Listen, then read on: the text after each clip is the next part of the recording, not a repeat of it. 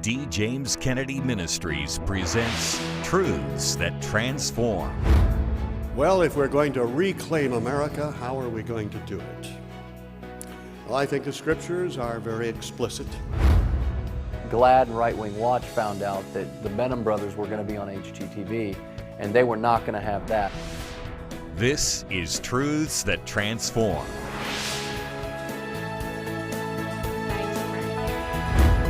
On the other hand, we in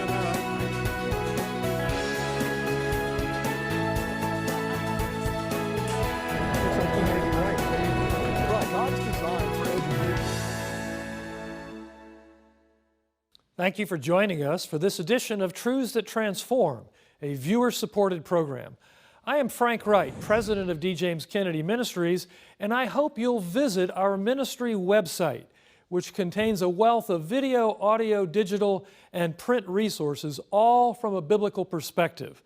It's available at djameskennedy.org. In recent years, there has been a sea change in our nation.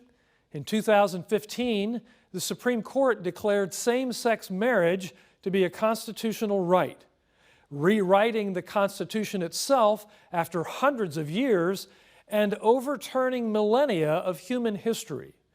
As a result, one woman found herself on the front line of the emerging battle between the new politically correct orthodoxy and the traditional values held by millions of Americans.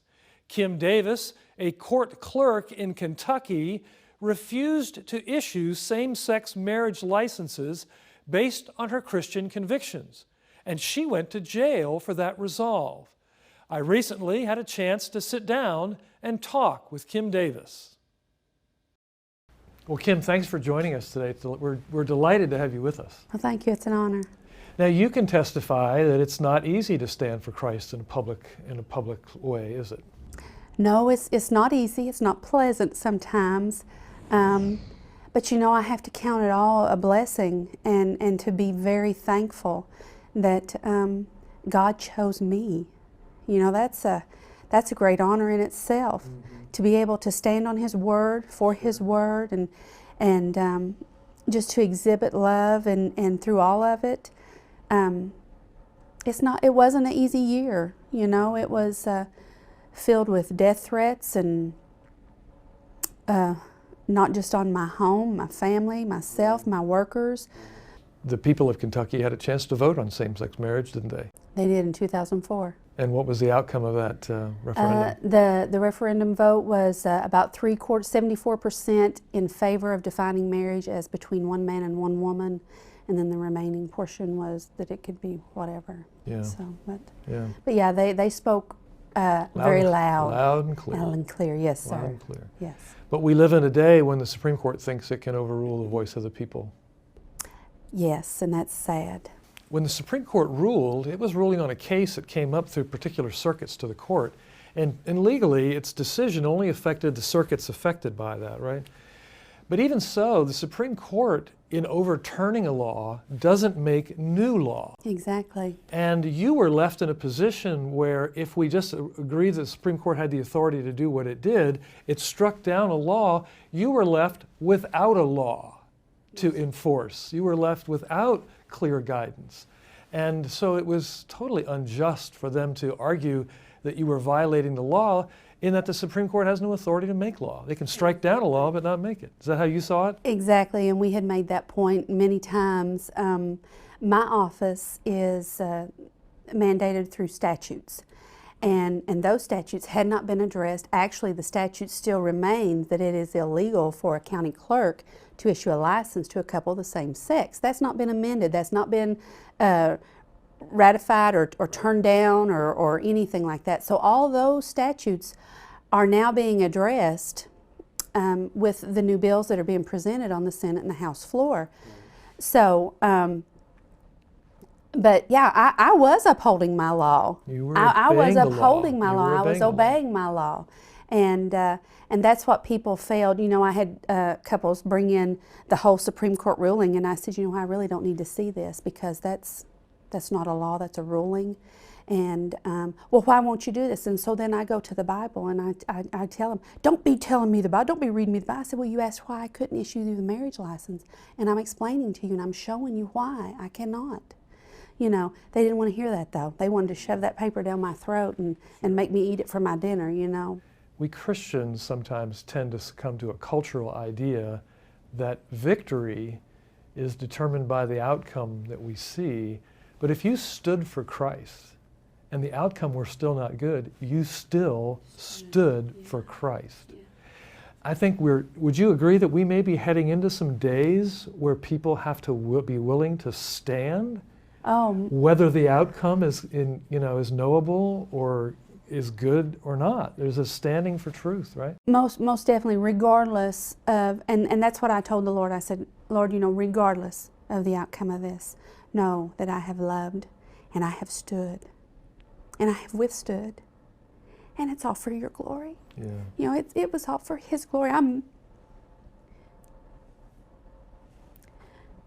This was not something that I sought because I'm a very private person, and definitely not someone that would want attention because, you know, I knew what attention would bring. It would bring up my past. It would bring up my failures and my faults and everything.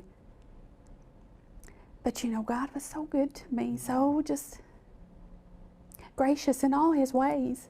So regardless, you know, if I was prepared to sit in jail as long as I needed to, because I had weighed the cost. You know, I knew what was at stake. And it wasn't just for me, but it was for my fellow clerks. It was for every clerk that was across this nation, for every person that lives and breathes and loves God and believes in His Word and wants to stand up for His Word, you know, to be an encouragement. I have a lot of friends who are ministers of the gospel, and they'll use the same phrase, always be ready to pray, preach, or perish for Christ. And not many of us have to perish yet. Many have. Many of our brothers and sisters in Christ are, even now. But we always have to be willing to stand and pray that God would be glorified and proclaim His truth. And you did that in a way that encouraged so many of us. We're so grateful to you for being a woman who said, Lord, here am I, use me, and you're a hero to many. We're very grateful for you. We want to thank you. Thank you. It seems that the logical question to ask in the wake of what happened to Kim Davis is, where are all the other Christian magistrates? Sadly, many have accepted the marginalizing of their Christian beliefs just as the secular society has called for. They've bought into the pervasive myth that religious beliefs are private and are only exercised at home or in the church. Dr. D. James Kennedy harbored no such illusions and talked often about reclaiming America for Christ. Note well that he did not say reclaiming America for Christians, but that this nation, founded upon Christian principles, must repent of its folly, turn and be healed. Yet even those words are enough to raise the hackles of 1 million secular activists and more than a few Christians who've waved the flag of surrender. That's why it's more important than ever that we share with you a portion of Dr. Kennedy's vital message, Reclaiming America for Christ. Well, if we're going to reclaim America, how are we going to do it? Well, I think the Scriptures are very explicit. I've said it before, I'll say it again, that there are two things that need to be done. Interestingly, they are the first and the last commandment that God gave us. The first one, called the cultural mandate in Genesis 1:28, says that we are to be fruitful and multiply and replenish the earth, and that we are to have dominion over all things. As the vicegerents of God, we are to bring His teaching to every sphere of society, not only the individual and the family, but the parents and the schools and the government and the arts and everything which God has something to say about. And this is my Father's world. I rejoice me in the thought. Well, we should be bringing his truth to bear on all of those spheres. If we don't, then they're going to do something else, and that something else is the problem that we're in today. Because we fail to fulfill that cultural mandate. We fail to be involved. 20 years ago, one study showed that 50% of evangelical Christians weren't even registered to vote. For you as a Christian American citizen to fail to register and vote is a sin against God.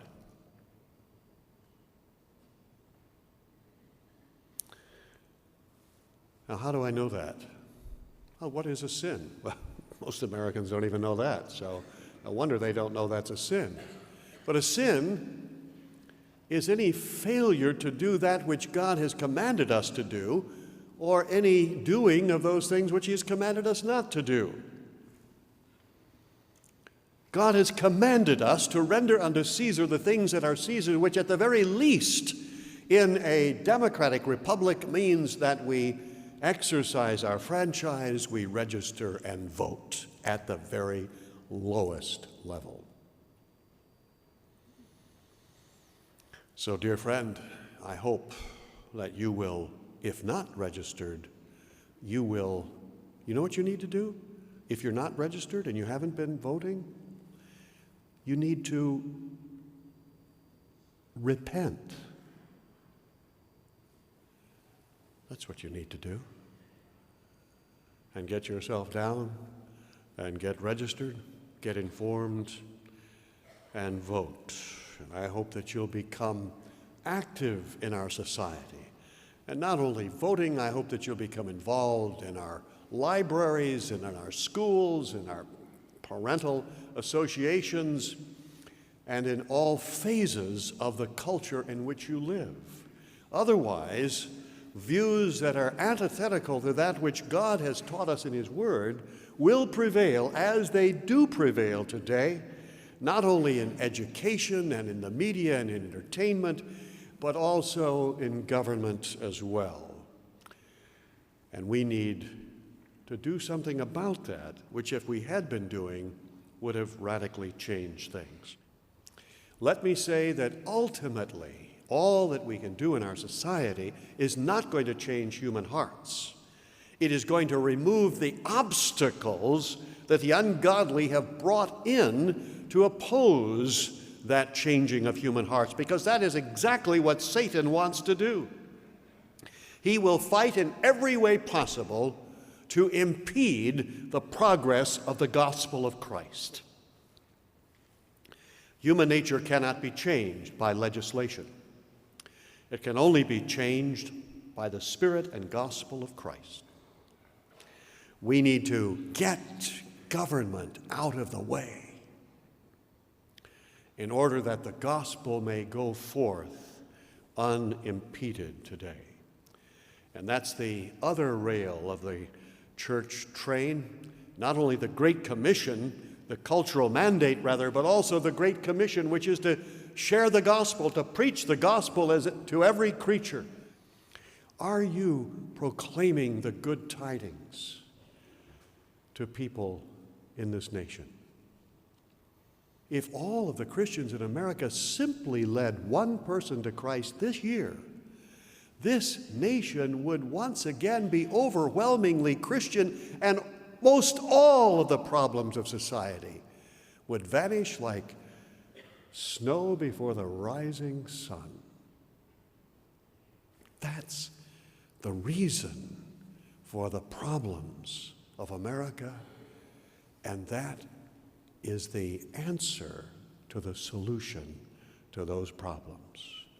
To become involved in our culture and to proclaim the gospel of Jesus Christ. If Christians would do those two things, this nation and this world would be transformed almost overnight. It would be glorious.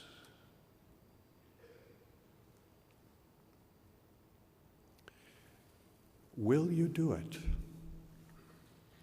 Dear friend, these are the commands of Christ. His first command, follow me and I will make you fishers of men. His last command, go and preach the gospel to every creature. Are you living in silent rebellion to that day after day, year after year? The problems of this country are due to that rebellion. Judgment must begin at the house of God. It is a sad reality that in the current atmosphere, many Christians have let their faith be pushed aside for fear of social pressure, disapproval, or even job loss. But thankfully, there are still Christians who are standing up for their faith no matter what the cost.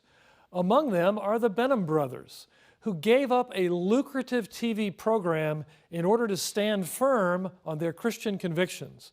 Our own Jerry Newcomb has more. We were professional baseball players. We ended up quitting in the minor leagues. We knew that we weren't on the fast track to the big leagues, and so we had to die to that dream of making it into the big leagues. And that was a tough thing to do, but when we died to that dream, we had to get out and start working, and in the process of working and applying biblical principles to our life and our work, we became very successful, sitting on 13 companies now worldwide. God blessed us so abundantly. In December of 2012, after we had built a real estate company to 100 offices across 35 states, Jason and I had led a prayer service in Charlotte the night before the Democratic National Convention. 9,000 Christians showed up. And in the December of 12, a production company reached out to us and said, hey, we saw you on video and online doing some preaching and stuff, and would you guys be interested in reality television? At first we thought it was a catch. It wasn't. They took a 3-minute sizzle clip of us and took it out to Los Angeles. 5 networks were interested in our show. Then HGTV came in and said, whoa, hold on a second. We're gonna bypass a pilot. We're gonna give these guys 6 one-hour episodes straight to TV, set to air in the fall of 2014.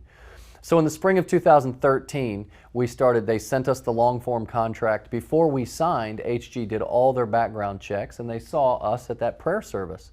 And they saw some things that we had talked about, pro-life, pro-marriage, and other things.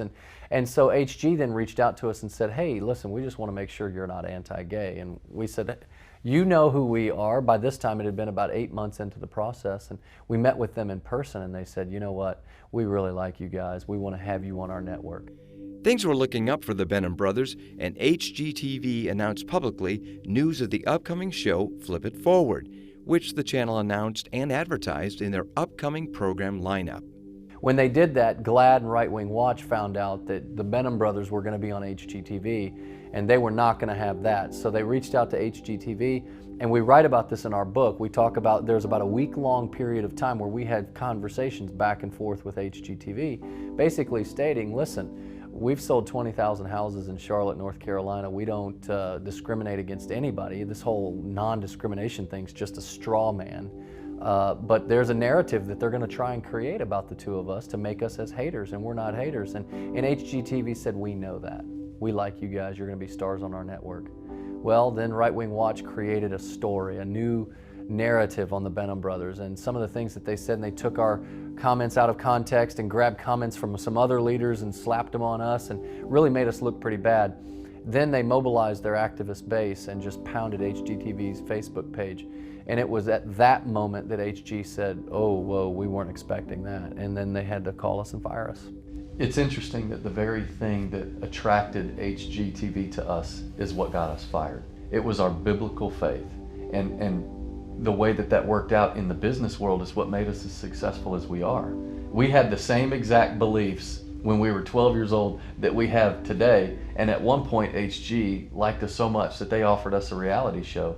The essence of the accusation against David and Jason Benham is that they were bigots and haters. Why? Because they believe in traditional marriage, that is, one man and one woman, and they voice that opinion at a public prayer rally. That's it. So in today's politically correct milieu, believing such a thing and expressing such beliefs can get you fired. We live in a free country, and HGTV has the right to hire and fire whoever they want. We're not victims here, and if they say we tend more toward the gay crowd than the straight crowd, well, so be it. It just begins with Christian business owners. its target is the church. And it's not just a person. It's an agenda, which is an idea that has come directly from the devil himself. Jesus comes to bring life. Satan comes to rob, to kill, and to destroy life. We have zero regrets whatsoever. When we look back at some of the clips, I actually don't even remember saying a lot of that stuff. And that's just proof that the Holy Spirit did the talking. We should be praying for these people that are writing bad articles about us and persecuting us and falsely accusing us, because that's what Jesus said we're supposed to. Bless those who persecute you. Do good to those that hate you. While I can't judge someone's intentions or motives or anything like that, I can say that what we have seen is there's a trend in our culture today, especially in churches today, where we're far more concerned about relevance to the culture than we are reverence to God. So after we got fired, there were 5 networks that originally were interested in us, but we realized that our image had gone toxic. But Jason and I, we recognized that God is not looking for successful Christians. He's just looking for faithful Christians.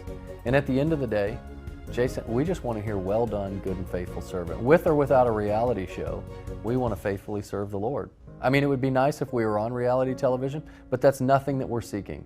We are seeking to simply be faithful where God has put us and to stand square on His truth and to love others into the kingdom. As you've seen on today's program, the fact is the so-called tolerant left wants to shut down opposing viewpoints.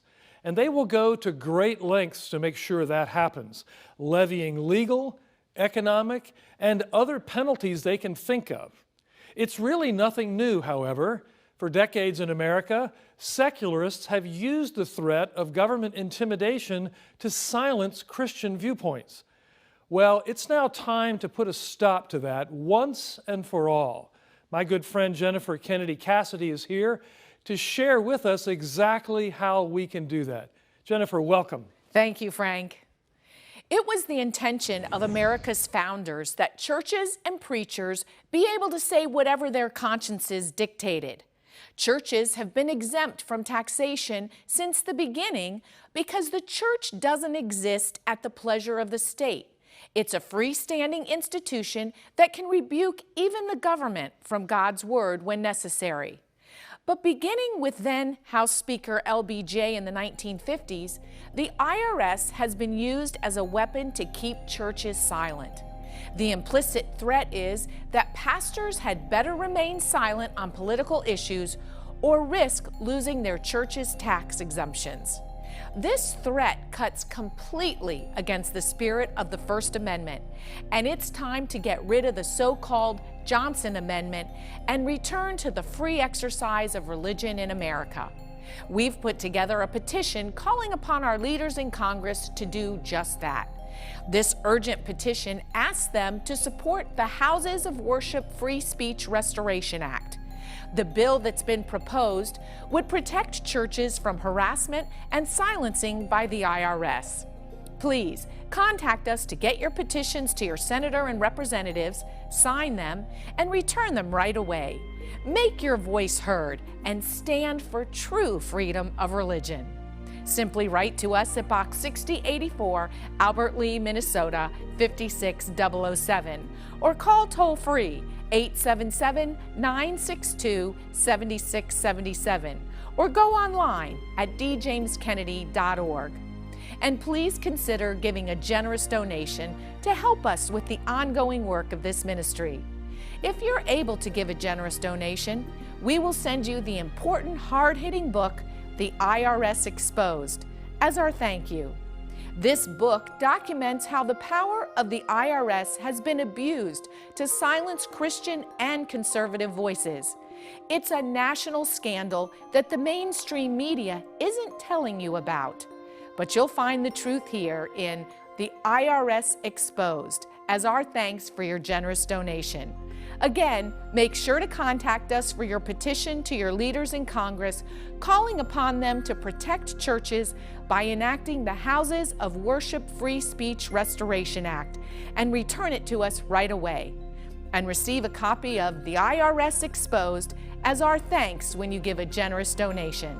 Simply write to us at Box 6084, Albert Lee, Minnesota 56007, or call toll-free 877-962-7677, or go online at djameskennedy.org. As recently as 2008, Barack Obama and Hillary Clinton ran against each other for president, both claiming to believe the long-held notion that marriage is the sacred union of one man and one woman. Now, in 2016, not only has such a view gone out of vogue among the so-called elite classes, but it is said to be downright hateful and intolerant. Of course, traditional marriage is the biblical position and is upheld by thousands of years of human history. And yet, if you dare adhere to the view that President Obama held as recently as 4 years ago, you are an intolerant, bullying bigot. The idea is silly on the face of it, and yet no small amount of effort is being expended to enforce that notion, and to do so with stiff fines and jail sentences. In reality, however, this is merely victory by intimidation. Are we to believe that over 100 million Americans who believed in traditional marriage suddenly switched their viewpoint overnight, as President Obama did? Or is it more likely that a false consensus is being portrayed in the media and backed up with brute force in order to intimidate you into compliance? Perhaps the greatest indictment of the American church in modern decades is how easily it has been shamed into virtual silence. A societal change this momentous does not occur without major capitulation on the part of Christians whose incorrect theology has taught them to retreat in the name of spirituality. The apostles and the early church leaders often paid for their beliefs with their lives. It's time for Christians in this era to stand and be counted among those who will defend the truth. I'm Frank Wright. Thanks for joining us on Truths That Transform. We'll see you next time. Next week on Truths That Transform. Liberty is somewhat like the air we breathe. It is everywhere. We take it for granted until we lose it. The ACLU is not the protector of Americans' civil liberties. Veterans are. Veterans protected America's freedom. That's next week. Today's program is available on DVD for your gift to this ministry of any amount. Please call, write, or log on to our website today. This has been a production of D. James Kennedy Ministries.